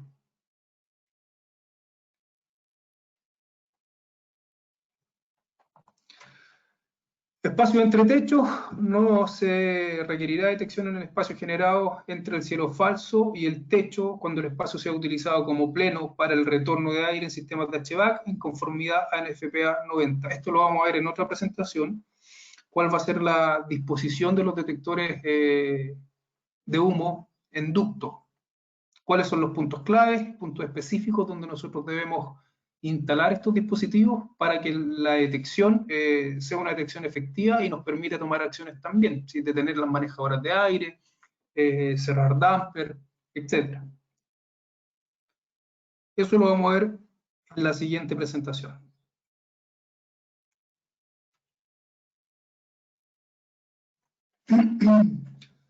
Detectores de humo en cielos elevados, cómo afecta la altura al detector de humo, efecto de estratificación del humo, ya lo revisamos, disposición recomendada para los detectores de humo tipo puntual, en cielos muy elevados. Primero, dicen espacios con cielo raso muy elevados. La altura del techo afecta el desempeño del detector de humo tipo puntual o tipo spot. En la normativa no hay nada que nos diga que va a afectar el desempeño. Pero en la práctica sí sabemos que puede afectar el desempeño. Cuando estamos frente a techos muy elevados y ubicamos estos sensores en el techo, ¿ok? Primero, si estamos presentes o estamos frente a un proceso de combustión y la instancia del piso al techo es considerable, primero se puede presentar el efecto de dilución. Se puede diluir el humo antes que llegue al dispositivo sensor o detector. Y obviamente no vamos a tener detección, o quizás vamos a tener, pero el tiempo de respuesta no va a ser el que nosotros esperamos, ¿ok? Segundo, se puede presentar el efecto de estratificación. A determinada altura, la masa de aire caliente va a dejar de subir debido a que alcanza la misma temperatura presente dentro de la habitación, y el tiempo de respuesta de los dispositivos también se va a ver afectado. Entonces, la norma nos dice o nos da algún parámetro que nosotros debamos tomar en cuenta o por el cual nos podamos guiar para hacer una reducción de espaciamiento de los sensores de humo en función de la altura. No, eso solamente lo entrega la norma para el detector o sensor de calor. Para el detector de humo o sensor de humo, nosotros sabemos que sí puede ser afectado, pero si queremos verificar o validar cómo se va a ver afectado, debemos ver o hacer cálculos en base al desempeño del detector o del sensor. ¿Okay? Eso también aparece en los anexos de la normativa. ¿Okay? Cómo hacer los cálculos en base al desempeño del dispositivo, cuál es el flujo que debemos seguir, diagrama de flujo, para estimar el comportamiento del dispositivo en base al desempeño. Podemos utilizar maquinarias que nos permiten simular el comportamiento del humo. Podemos utilizar software de modelado que también nos permiten estimar el comportamiento del humo. Si ponemos todas las variables existentes dentro de una instalación, podemos incluso estimar dónde se puede generar el efecto de estratificación cuando estamos frente a un proceso de combustión y definir a qué altura vamos a ubicar los dispositivos. Ahora,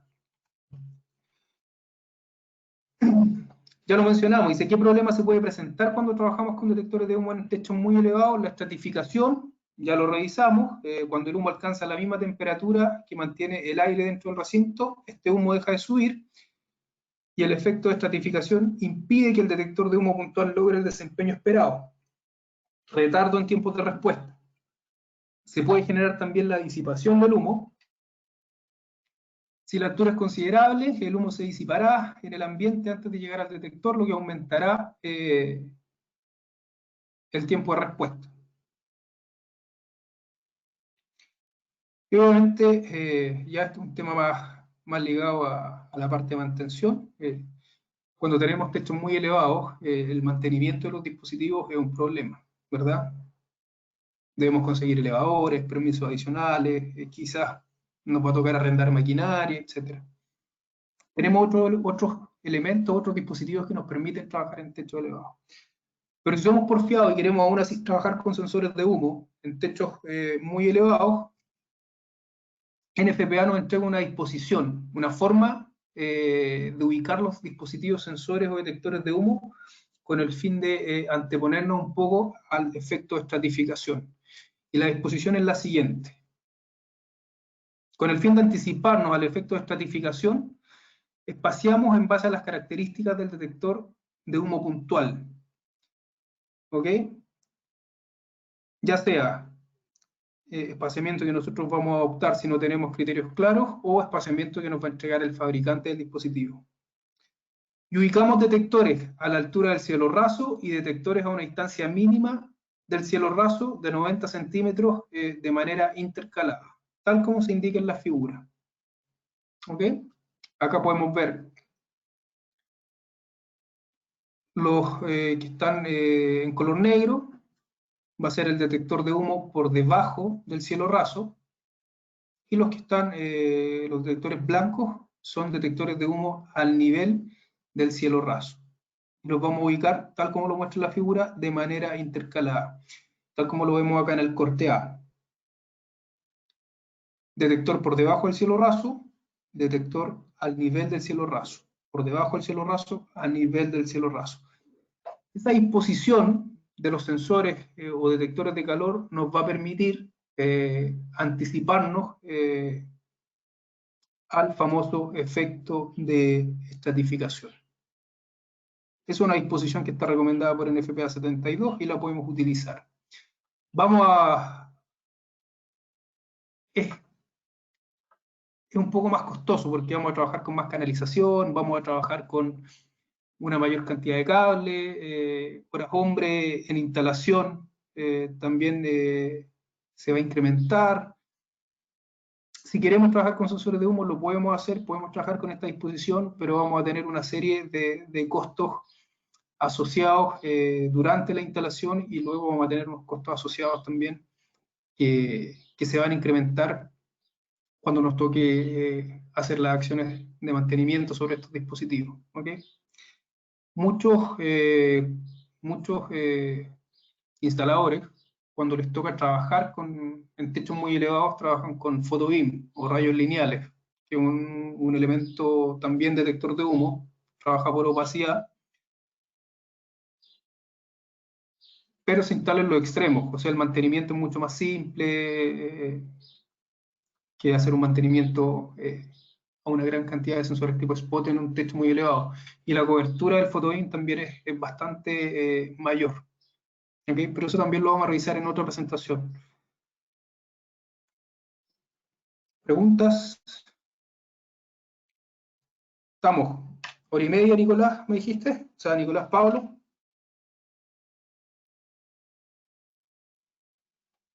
¿Está Pablo por ahí o se nos fue Pablo? Sí, está acá, está en silencio.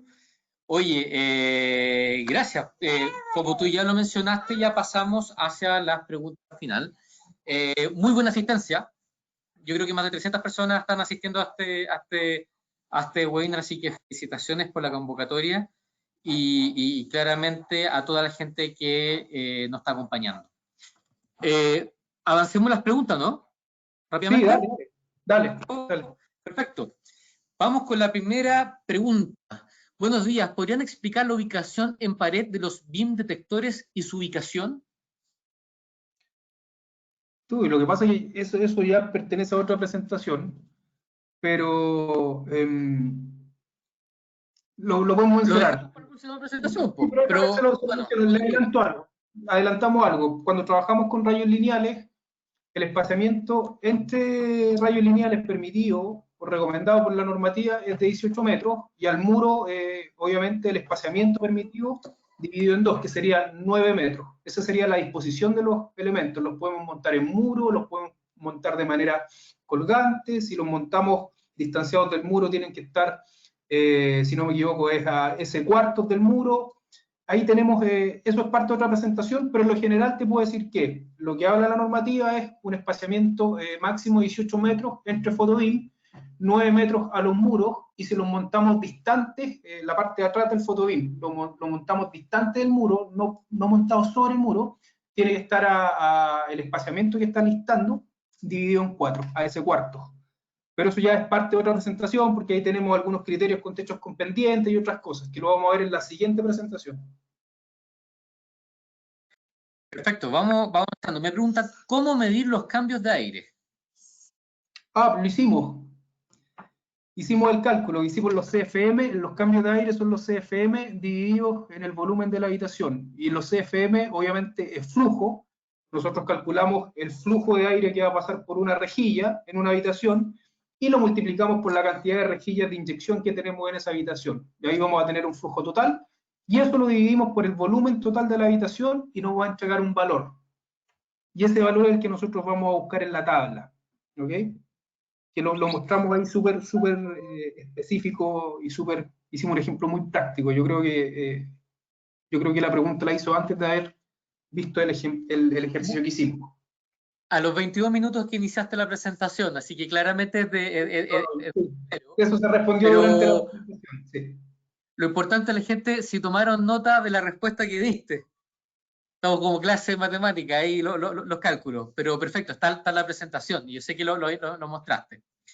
En el área de intersección de cobertura, ¿qué sensores es el que reporta? En el área de intersección de cobertura pueden reportar a ambos, o sea, cualquiera de los dos se puede activar. Pues están en ese sector, ambos sensores están proveyendo de cobertura en esa intersección, entonces cualquiera de los dos se puede activar. Es más, en algunos sectores, generalmente cuando trabajamos en corredores, o cuando queremos tener verificación de alarma, nosotros al momento de programar los sistemas, lo que hacemos es, si se activa un dispositivo, generamos una alerta, y si se activa el que está al lado, de inmediato generamos una alarma, es como una confirmación de alarma, pero en esa intersección cualquiera de los dos se puede activar, y lo más probable es que se activen los dos dispositivos, porque esa área está cubierta por la cobertura de dos elementos. Perfecto. ¿Qué pasa si tengo una altura de 6 metros aproximada a mi edificio? ¿El espacio entre los detectores sigue manteniendo los 91 metros cuadrados de protección o debe considerarse cantidad? ¿Me escucha? Perdón. Por favor, Nico, ¿me escuchas bien? No, dale, repite, por favor.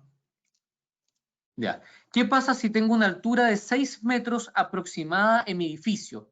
El espacio entre los detectores sigue manteniendo los 91 metros cuadrados de protección o debe considerarse menor cantidad de cobertura de mi detector. Lo que pasa es que en la normativa no hay ninguna tabla que nos permita o que nos indique cuánto debemos reducir el espaciamiento entre sensores de humo para mejorar el tiempo de respuesta en función de la altura. Eso no está.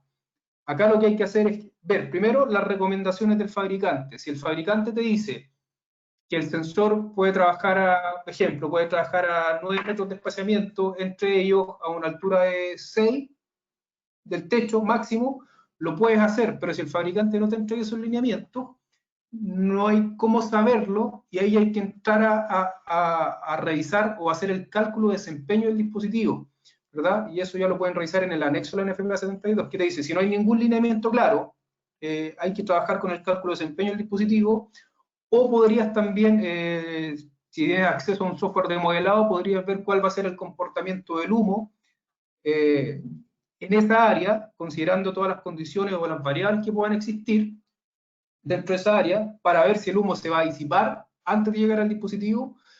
Incluso quizás el humo no se va a disipar, pero puede que tengas corrientes de aire y puede hacer que la trayectoria del humo sea distinta o siga otro camino y no pase por donde está ubicado el sensor de humo, ¿me entiendes? Ahí ya hay que hacer cálculos hay que trabajar con un software de modelado o tienes que hacer un cálculo en base al desempeño. Pero si hoy día hablamos 100% normativa, no hay nada que diga que si reduces, que a 6 metros de altura, tú reduces el espaciamiento entre los dispositivos, vas a seguir vas a compensar el tiempo de respuesta de los sensores. Eso no está. O sea, ahí no hay una respuesta que la entregue en FPA, sino que tienes que ir cálculo de desempeño, recomendación del fabricante, que por lo general te dicen hasta qué altura puedes trabajar su sensor, mirar el comportamiento de la columna de humo ya con un software de modelado y en base a eso definir cuál va a ser el espaciamiento de los sensores en ese sector. No hay otra forma. Hoy una pregunta sobre el tipo de lenguaje que utilizamos nosotros. Si la cocina, cuando hablas de cocina, ¿es de la estufa o la cocina en general? Estaban preguntando. Nosotros en Chile le decimos a la cocina. ¿Me escuchas? No, ahora, dime. No, que estaban preguntando si cuando hablamos tú hablas de cocina, ¿hablabas de la estufa o la cocina en general, como cocina? Acá en Chile la cocina donde ponemos la olla para cocinar le decimos cocina igual, como el espacio también decimos cocina. Bueno, no, la cocina, bueno, yo cuando me refiero a la cocina, es el área de cocina, el sector, donde está la estufa, donde tiene, o la encimera, donde tienes el hervidor, donde tienes tostadora, donde tienes el lavaplatos. El lavaplato incluso se considera como un artefacto de cocina fijo estacionario, porque si trabajas con agua caliente, eso puede generar vapores que a su vez pueden generar también falsas alarmas en los dispositivos. Cuando hablo de cocina, no me refiero específicamente a la encimera, sino que al sector completo. Por lo general, en áreas de cocina no trabajamos con sensores de humo, pero en caso de ser necesario trabajar con un sensor de humo, lo dijimos, debemos considerar una zona de exclusión, que ahí nosotros tomamos en cuenta un artefacto fijo o un artefacto portátil, y tomamos en cuenta una distancia de 3 metros y trazamos una circunferencia. Fuera de esa circunferencia podemos, o en el límite podemos instalar un sensor de humo, y hasta 3.1 metros más adicionales de distancia desde ese límite de circunferencia. Eso también hay un ejemplo bien gráfico. Yo creo que la duda fue en la terminología nomás. Cuando yo hablo de cocina, me refiero al área completa de cocina, no a la encimera.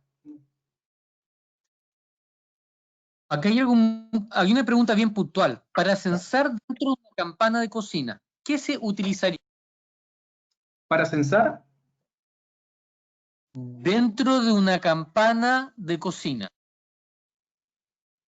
No, ahí no tengo la respuesta. Ahí, francamente, no tengo la respuesta ahora. La podríamos averiguar. Si me la envía al correo o el correo de esa persona, yo ahí podría preguntarle a algunos especialistas que trabajan con detección y que trabajan con extinción en sectores de cocina.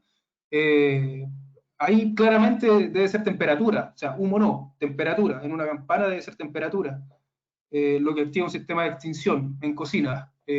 Pero para censar, porque me vale para censar, para medir el valor. Mira, acá me están, dame un segundo.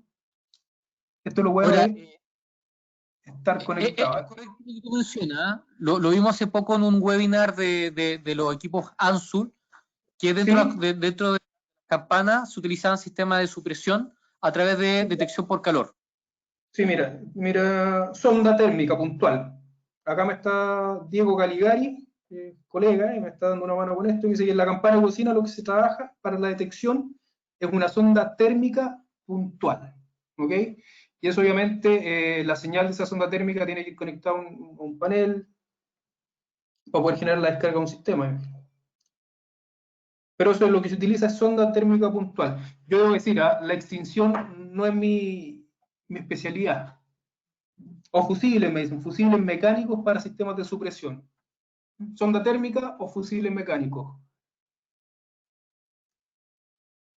Para más detalle, ahí le podemos enviar un correo a Diego Caligari, que está siempre apoyándonos en las presentaciones. Bueno, y un experto en la parte de extinción, de supresión. Pero con eso le contestamos, Perfecto. sonda térmica o fusibles mecánicos. Perfecto. Aquí tenemos... acá está preguntando por un error técnico, ver si tú lo puedes guiar. Si tengo un sistema de sensores de humo fotoeléctricos, he tenido falsas alarmas en ya diferentes detectores, ¿a qué se deben estos disparos erráticos? Lo que pasa es que en una falsa alarma, en un detector fotoeléctrico, no solamente se puede, en un sistema en general, no solamente puede ser, a ver, primero hay que ver el área donde están instalados estos dispositivos, ¿ok? Si es un área donde se presente polución en el ambiente, se puede generar una falsa alarma por la polución que ingresa a la cámara y que el detector lo entiende, como trabaja por opacidad, entiende que tiene una alarma producto combustión. Puede ser una falsa alarma debido a la polución en el ambiente. Si es un sensor que está ubicado cerca de un área donde está el baño, no sé, la falsa alarma puede ser por el vapor. Si es un detector, incluso una falsa alarma de un sensor, un detector, puede ser generada por una falla a tierra. ¿Me entiendes? Entonces es bastante complejo definir o dar una razón del por qué se puede generar una falsa alarma. A mí me tocó trabajar un montón de sistemas y cuando trabajé en la parte de instalación, había muchas falsas alarmas en sensores o en módulos de monitoreo que se generaban por falla a tierra. O sea, una falla a tierra altera la señal y puede generar una falsa alarma, puede pasar. Entonces, dar hoy día eh, a este amigo indicarle cuál es exactamente la causa de una falsa alarma es complejo. Hay que ver dónde está instalado, hay que ver si es un área donde hay mucha polución en el ambiente, quizás hay mucho recorrido de personas y se genera algún tipo de polución, puede ser un fumador, puede ser una falla a tierra, es difícil determinarlo, eso hay que revisarlo ya en terreno, es complejo. Listo. Un detector de humo no puede instalarse en un conducto de aire acondicionado con velocidades de aire de 4 MSEG y una temperatura de 12 a 13 en el verano para invierno. Bueno, ahí que eso va a depender de las características técnicas del dispositivo, pero es una pregunta la verdad que es una pregunta muy específica, eso hay que revisarlo, Nicolás. Yo tendría que revisarlo, la Vale. respuesta no la tengo. Si quieres la nota me la envía al correo y lo reviso en detalle para ver las características, para buscar bien ese tema en la normativa. ¿Okay? Pero Dale, no, listo. ahora no la tengo, te mentiría. Listo, perfecto, ¿no? Igual a todos los asistentes les recordamos que en el link que les va a llegar en el correo durante la tarde, ahí en la encuesta van a encontrar un espacio. Ahí nos pueden dejar este tipo de preguntas para nosotros poderles dar una solución mucho más personalizada. Digamos que esa es la funcionalidad de ese espacio, entonces, y con mucho gusto, pues vamos a direccionar esas preguntas con Francisco. Listo, voy a verificar más preguntas. Las personas que tengamos preguntas los invitamos a que nos las vayan haciendo en el espacio de preguntas. Buenos días. ¿Nos podrían explicar la ubicación en pared de los BIM detectors y su ubicación? No, ya lo contestamos. Ya lo contestaron. Ah, ok, vale, listo. Entonces, espérame. Es que no me aparecen acá cuáles preguntas ya fueron contestadas.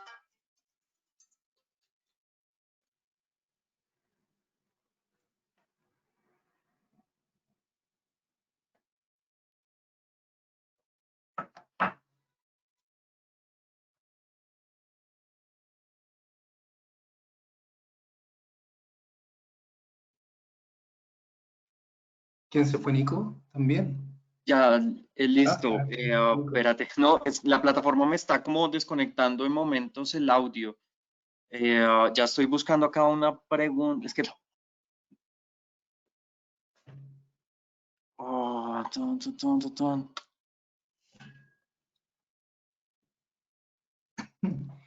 No, hoy ha sido un caos la conexión. Pero bueno, no se preocupen, igual les vamos a dar solución a las preguntas que no alcancemos a darles solución en este momento. Pues los vamos a contactar para darles solución. Sí, bueno, y también, o sea, está mi correo, si tienen alguna duda técnica, generalmente contesto. Generalmente Claro. contesto. También pueden escribir, no hay problema. Justo nos Sí, pasó. así es. Igual también tenemos también un correo que es latamdigital@jci. Si quieren ahí lo que podemos hacer es poderles ayudar con la solución a sus inquietudes. Chicos, yo creo que por fallas técnicas y todo esto, creo que va a ser mejor que cerremos por el momento. Francisco, te agradezco mucho el espacio que nos ofreces para poder llevar a cabo este tipo de webinars. A las personas que están conectadas les pedimos disculpas por estos inconvenientes de la plataforma. No es algo que nosotros podamos controlar. Vamos a enlistar las preguntas que teníamos que tenemos acá, que nos han llegado, y les vamos a dar su solución a las personas. De verdad, les pedimos disculpas, esto se sale un poquito de las manos, pero bueno, Francisco, a ti muchísimas gracias. No sé si quieres, para poder terminar con el webinar, continuar con algo, ¿quieres mencionar algo antes de cerrar? No, no, lo de siempre, lo de siempre. Yo creo que ya nos volvemos a ver en unas semanas más. Vamos a programar otros cursos, otros webinars. Vamos a hablar de qué pasa con sensores de humo en ductos, cuál es la disposición de los sensores de humo en ductos. Vamos a hablar también acerca de estaciones manuales, cuál es la distribución de las estaciones manuales, que es lo que nos indica la normativa para poder distribuir en una instalación las estaciones manuales. Y vamos a ir viendo distintos otros temas de ahora en adelante. Y el resto nada, cuídense, lo de siempre, cuiden a las familias, medio autocuidado. Hace un mes atrás pensé que estábamos saliendo de esto, hoy día me doy cuenta que todavía no. Entonces, harta paciencia, utilicemos este tiempo que tenemos para capacitarnos, aprender cosas nuevas o recordar conocimientos que por producto del día a día se nos iban olvidando. Y nada, solo eso, gracias por la atención. En todos los webinars que hemos dictado hemos tenido muy buena asistencia y muy buena permanencia durante todo el curso, a pesar de que son cursos bastante largos, o sea, prácticamente 2 horas cada webinar, y mantenemos la asistencia de las personas y logramos captar la atención, que eso es importante. También, o sea, que pasen correos con los temas que quieren revisar, ya sea de la marca, o sea, de normativa, o sea, de Simplex o otras marcas de fuego que manejamos, y podemos armar cursos y podemos trabajar. La idea es que no perdamos contacto, que nos sigamos capacitando y estemos absolutamente preparados cuando ya empiecen se destape esta olla donde vamos a encontrar un montón de proyectos sobre los cuales trabajar y estar preparados con los conocimientos al día. Cuídense, medidas de autocuidado, gracias por la asistencia y nos vemos en un próximo webinar.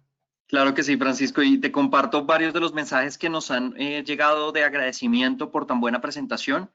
Agradezco mucho a las personas que nos están como entendiendo que estos errores de la plataforma no dependen de nosotros, pero igual pues para eso estamos abriendo estos espacios. Les recordamos que nos pueden seguir en LinkedIn para que estén súper pendientes de los próximos webinars que tenemos para ustedes.